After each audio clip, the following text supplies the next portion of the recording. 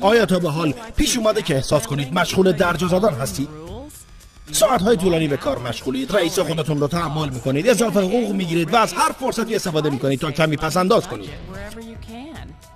مسلماً شما هم مثل بسیاری از افراد از روش‌های مرسوم برای رسیدن به موفقیت مالی استفاده می‌کنید. اما یک جای کار میلنگه. با این روش‌ها را به جایی نخواهید برد، چون دیگه قدیمی و از کار افتاده به حساب میاد. شما حتی نمیتونید از پس مخارج زندگی بر بیاید، چه برسه به اینکه به موفقیت‌های بزرگ فکر کنید. بازنشستگی چطور؟ حرفش رو هم نزنید، چون روز به روز وضعیتش بدتر میشه. شما به دنبال امنیت مالی و ثروت هستید، اما این اتفاق هیچ وقت روی نخواهد داد. آیا راه دیگری هم وجود داره؟ اگه بخواید نگرش ها، ارزش ها و قوانین زندگی خودتون رو تغییر بدید، به اصولی دست خواهید یافت که شرایط رو برای ثروتمند شدن شما فراهم میکنه.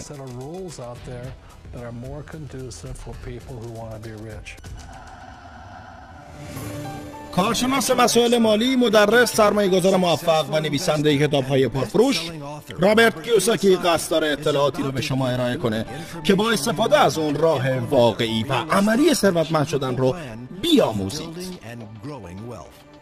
کیوساکی بعد از نوشتن پدر پولدار پدر فقیر در لیست پرفروشترین نویسندگان مجله نیویورک تایمز قرار گرفت. تاکنون بیش از 20 میلیون نسخه از مجموعه کتاب‌های اون در سراسر جهان به فروش رفته. حالا اون میخواد دیدگاه‌های متحول کننده خودش رو با شما سهیم بشه، همونطور که روزی پدر پولدارش چنین دیدگاه‌هایی رو با اون در میون گذاشته بود. این اطلاعات به شما کمک میکنه تا به جای اینکه شما برای پول کار کنید، پول در خدمت شما قرار بگیره. اطلاعاتی که آزادی رو به شما هدیه خواهد کرد. داستان پدر پولدار پدر فقیر در واقع داستان دو پدر متفاوتی که با ارزش‌های متفاوتی اعتقاد داشتند و در نتیجه به دو شیوه متفاوت من رو نصیحت می‌کردم. من قصد توهین به ارزش‌های هیچ کدوم از اونها رو ندارم، ولی به هر حال این تفاوت وجود داشت. مثلا پدر فقیر همیشه میگفت برو مدرسه، خوب درس بخون، یک شغل پردرآمد پیدا کن، سخنگو باش و خرجی نکن، پس انداز کن و چه میدونم بازنشستگی راحتی رو سپری کن.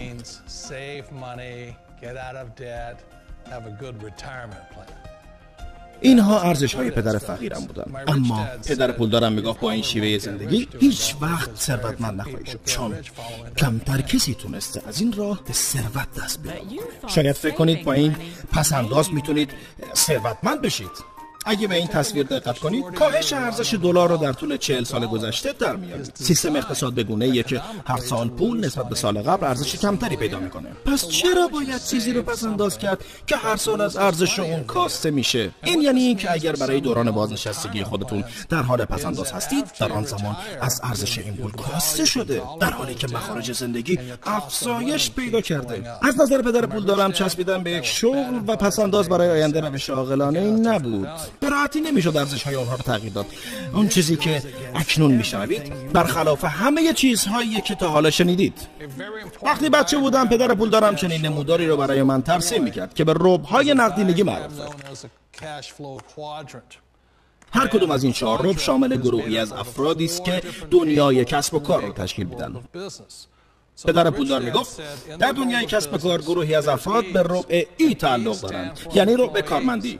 این افراد رو با توجه به ارزش‌های اونها به راحتی میتوان شناخت. اونها چه رئیس شرکت باشن چه سرایدار شرکت، شعار یکسانی دارن: به دنبال شغلی دائمی و مطمئن با درآمدی مستمر باش. افرادی با این نگرش در ربع کارمندی قرار میگیرن چون ارزش اصلی اونها امنیته.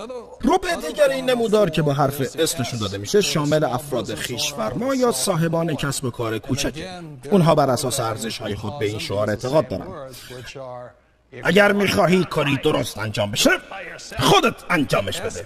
حرف اس بیانگر اینه که این گروه به کار فردی اعتقاد دارن و تمایل دارن در کسب و کار خودشون به صورت مستقل عمل کنن. در سمت راست نمودار افراد ربع بی قرار دارن. پدر پولدار میگفت بی مخفف صاحبان کسب و کار بزرگ، افرادی مثل بیل گیتس. این گروه حداقل 500 کارمند رو در استخدام شرکت خود دارن و شعار اونها اینه: سیستم مناسب، شبکه و کار گروه قوی و استفاده از باهوشترین و بهترین افراد.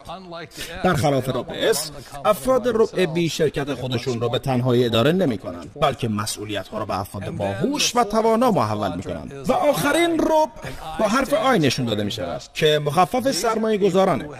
این افراد از پول به بهترین شکل استفاده می‌کنند، در حالی که افراد ربع B از کار گروهی و مهارت‌های دیگران بیشترین بهره را می‌برند و افراد ربع E و S در خدمت این دو گروه هستند. وقتی بچه بودم پدر فقیرم همیشه میگفت میدونی رابرت، تو باید خوب درس بخونی و یک شغل پردرآمد پیدا کنی. یعنی از نظر پدر فقیرم بهترین هدف یافتن یک شغل مناسب بود، داشتن امنیت شغلی، ارتقاء درآمد، حقوق مستمر و چیزهایی شبیه این. اما پدر پولدارم به من میگفت میدونی رابرت، اگر میخوای ثروتمند بشی باید یاد بگیری که چطور برای خودت یک کسب کار درست حسابی را بندازی.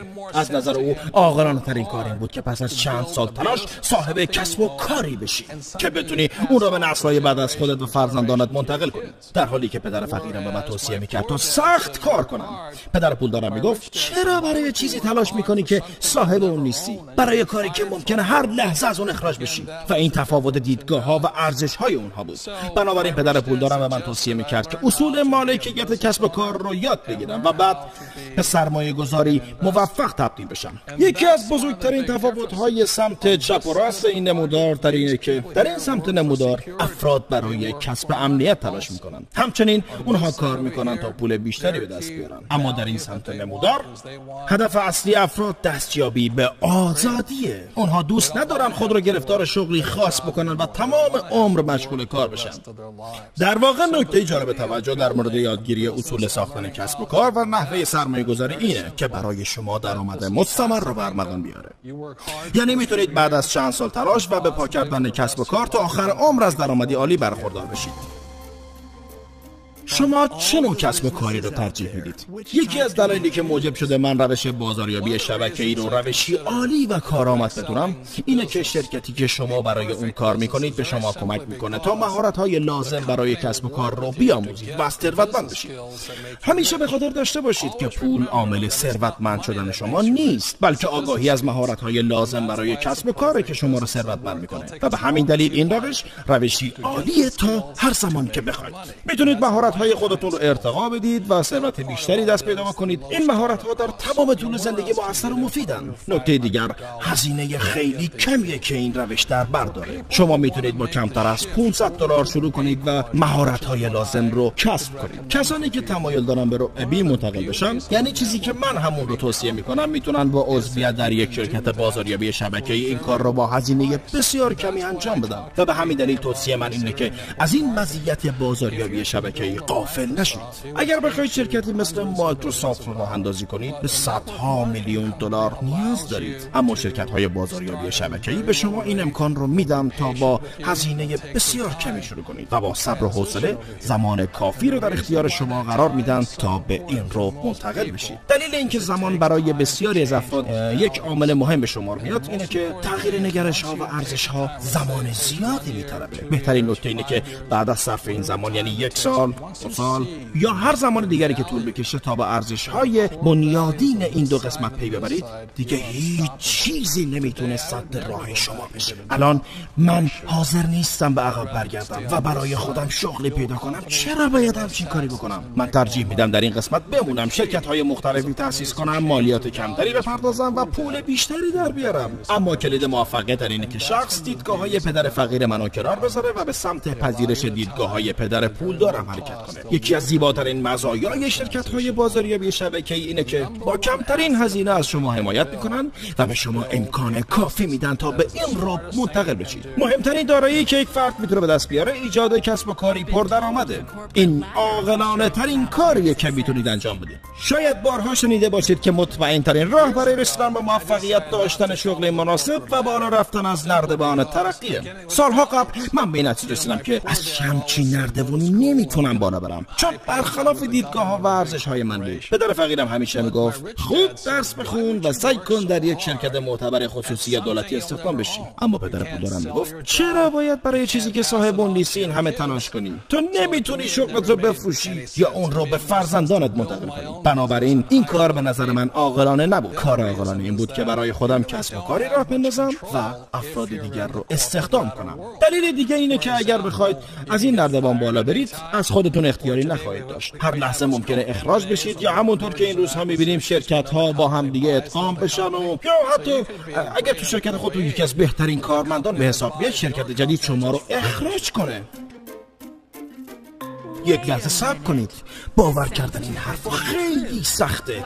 شبیه چیزاییه که درباره طرح‌های یک شب پولدار شدن گفته میشه. این صحبت‌ها درباره طرح‌های یک شب پولدار شدن نیست. این کار زمان میبره و یک شب اتفاق نمیفته. خوب یادم میفته اولین باری که اقدام به انتقال به رتبه کردم در سال 1978 بود. در اون زمان کاملا از شغل خودم استفاده کردم و تنها متکی به شرکتی بودم که برای ساختنش تلاش میکردم. من همین ترس رو خوب میفهمم.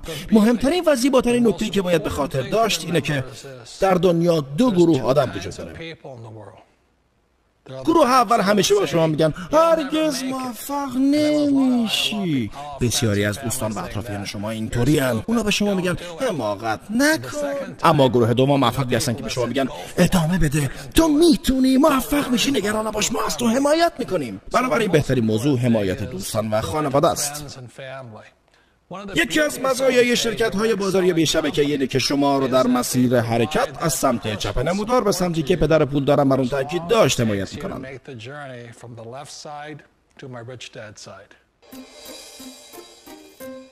شاید شما هم اعتقاد داشته باشید که خویش فرما بودن نهایت آرزوی هر انسانیه. یکی از چالش‌های خویش فرما بودن اینه که شما رئیس خودتون هستید و باید به تنهایی عمل کنید. همونطور که در ربع S توضیح دادم شما باید روی پای خودتون بایستید، در حالی که در ربع B شما عضوی از یک گروه هستید و میتونید روی این گروه حساب کنید.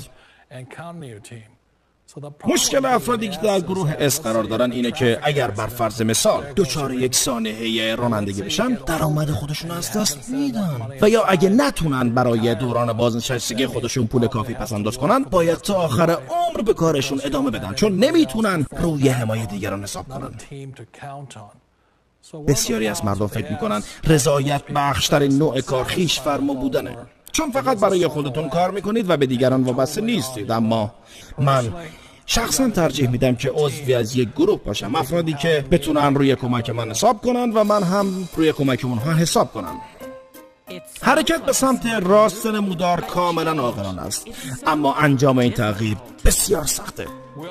همه ما میبینیم که جهان به سرعت در حال تغییره، اما سخت‌ترین نوع تغییر ایجاد تغییر در خودمونه و چون خودم پیری رو تجربه کردم فکر میکنم با افزایش سن امکان تغییر کمتر میشه. فکر میکنم یکی از خصوصیاتی که شرکت‌های بازاریابی شبکه‌ای رو به گزینه عالی تبدیل میکنه همین نکته است که اونها زمان کافی رو در اختیار شما قرار میدن تا با انجام تغییرات ذهنی، احساسی و عملی مورد نیاز از سمت چپ نمودار به سمت راستمون حرکت کنید.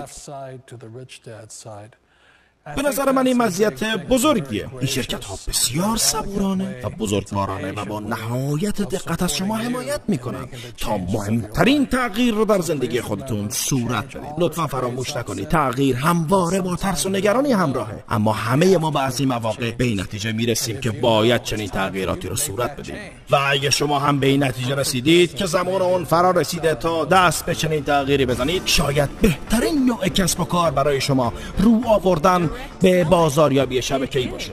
سیستم بازاریابی شبکه‌ای به احتمال فراوان عالی ترین نوع کسب و کار برای شما خواهد بود. برای کسب اطلاعات بیشتر با فردی که این CD رو به شما داده تماس بگیرید.